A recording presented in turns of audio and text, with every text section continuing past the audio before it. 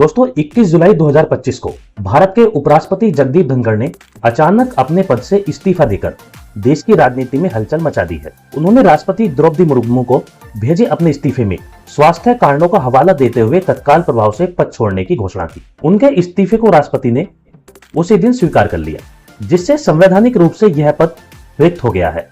धनखड़ ने अगस्त 2022 में भारत के 14वें उपराष्ट्रपति के रूप में अपना पदभार संभाला था और उनका कार्यकाल अगस्त 2027 तक निर्धारित था, लेकिन मात्र 3 वर्षों में ही उनका इस्तीफा चौंकाने वाला रहा। उन्होंने अपने पत्र में कहा कि डॉक्टरों की सलाह पर उन्होंने यह कठिन निर्णय लिया है ताकि वे स्वास्थ्य पर ध्यान दे सके। हालांकि विपक्ष ने इस इस्तीफे पर सवाल उठाए हैं।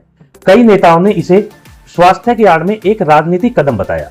दरअसल हाल ही में धनखड़ ने राज्यसभा के सभापति के रूप में विपक्ष द्वारा न्यायाधीश यशवंत वर्मा के खिलाफ लाए गए महाभियोग प्रस्ताव को स्वीकार कर लिया था, जिससे केंद्र सरकार की नाराजगी की खबरें सामने आई थी। राजनीतिक विश्लेषकों का मानना है इसी फैसले ने सत्ता पक्ष और उपराष्ट्रपति के बीच मतभेद को जन्म दिया। संविधान के अनुच्छेद 68A के तहत उपराष्ट्रपति अपने पद से राष्ट्रपति को संबोधित पत्र के माध्यम से इस्तीफा दे सकता है।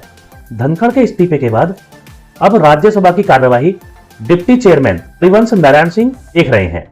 वहीं नए उपराष्ट्रपति के लिए चुनाव की प्रक्रिया शुरू हो गई है, जिसे 19 सितंबर 2025 से पहले संपन्न कर लिया जाना आवश्यक है। धनखड़ के इस्तीफे ने भाजपा के सामने चुनौती खड़ी कर दी है।